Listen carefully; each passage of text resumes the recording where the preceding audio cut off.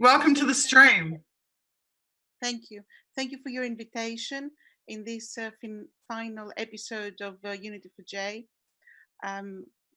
It's been an honor to.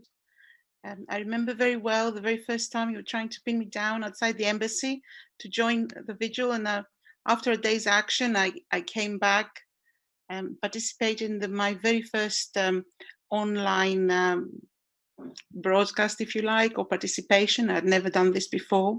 We have a lot of things to be grateful for in the last 15 months with your efforts and the people that have rallied around you to help you organize these vigils. It has offered to the people on the ground something to look forward to, inspiring people to look up to and get courage and encouragement, to which we are very grateful. You have invited far and wide several voices from all the spectrum around the world in defense of Julian Assange, and you've inspired others to help you and come back to the vigils again and again and again. We're very grateful for that, Suzie, and I applaud your efforts. You have pushed through despite the movement attracting attention of all sorts, and I'm personally very grateful you persevered, and your lasting efforts have paid off.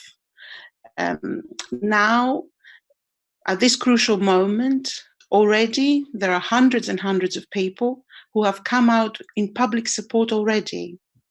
And these voices that have been raised for the last 15 months have set the background and the tone for the future.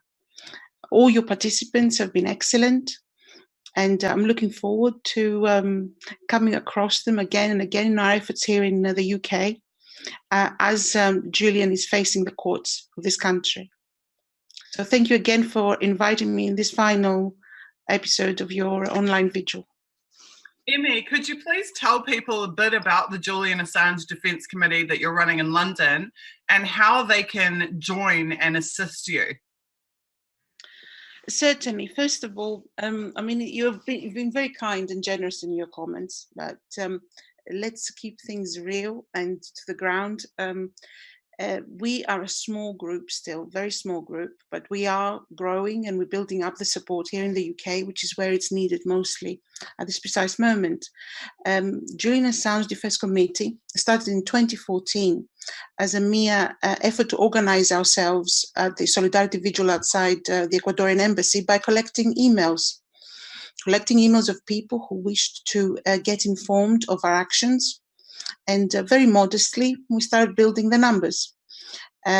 We would do newsletters whenever we felt that it was important to inform the people who showed interest, and when we were organizing special vigils outside the embassy.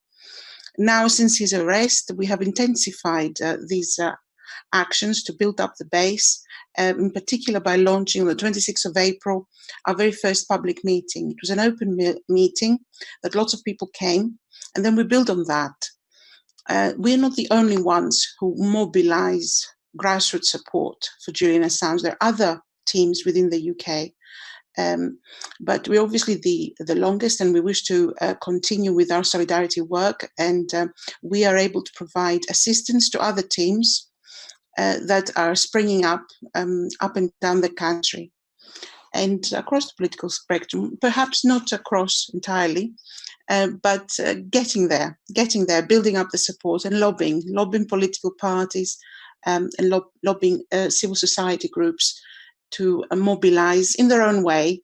There isn't going to be a single organization that's leading this. The grassroots solidarity is exactly that. Each people in their own environment, within their own friends, within their own associations, it's important to mobilize in their own way and join us in our support for Julian Assange. And this has been the way we've been slowly growing the support. We have been participating in other initiatives.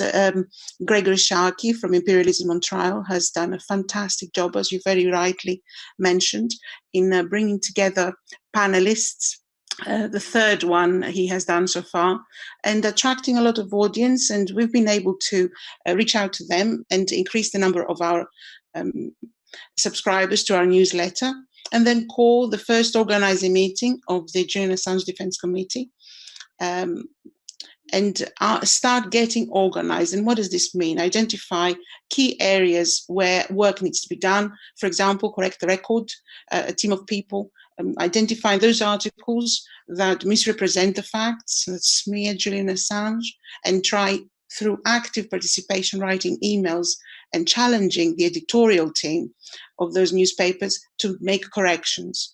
We have another team trying to enhance a blog, wiseupaction.info, with more information about the case, and lovely volunteers have stepped up to man that, which is great.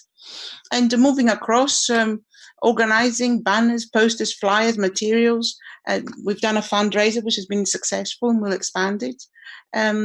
And going around, identified what are the areas that we can focus and what are people interested in doing. We've had good success so far. Our efforts are modest. We mustn't, give the wrong impression. But we're here and we continue, and we're long-lasting. And we've been quite successful with our turnouts outside the various courts that we have accompanied Julian in his difficult journey. The movement will grow, and will grow both with our assistance, but by itself, because it has reached a point, this particular case of Julian being in Belmarsh, where the mask of hypocrisy has disappeared. And now finally society in this country and elsewhere has to face the consequences of their actions. The Society of Journalists, the Society of Publishers, interest groups that of civil liberty groups come literally face to face with their failures in defending Julian Assange and defending the values that he stands for. And they start waking up slowly. They will find their voice, they will find their feet. We even had Stop the War Coalition issue a statement. We had Article 9 statement here, groups in the UK. You cannot imagine how difficult it is to penetrate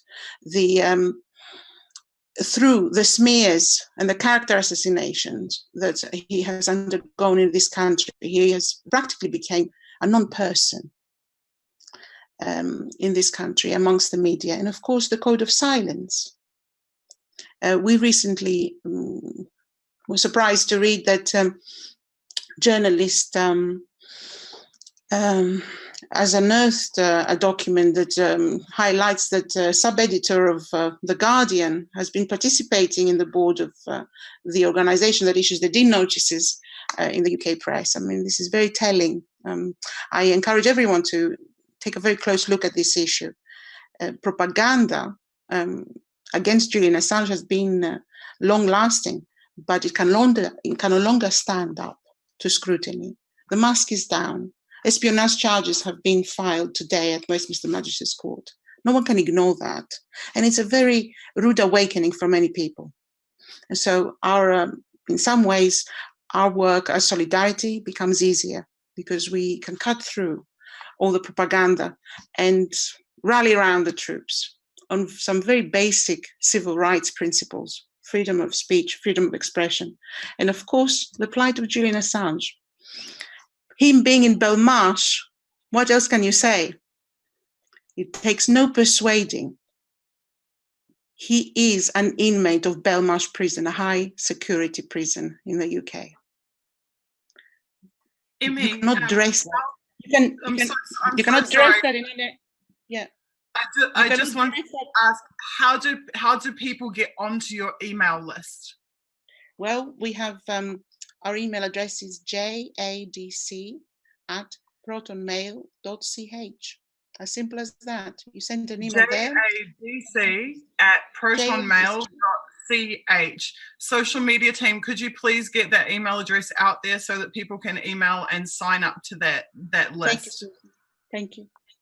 And also, you can follow Emmy on Twitter at Greek Emmy, GreekEmmy. And social, if you guys could put that out as well, I'd really appreciate that. Emmy, is there anything else you'd like to say? Yet again, I wanted to thank the team that for 15 months has been a constant point of reference for us on the ground with the online vigils, particularly yourself, but also Elizabeth Foss, Joe Larry, who took over from you. They did a marvelous job inspiring us and keep us going on the ground. We will miss the vigils, but I have a feeling you'll be back. Make the most of the time that you spend recuperating and reinventing yourself. And the best of luck personally for your own efforts, Suzie, and all the rest of the team. Thanks for the support. You.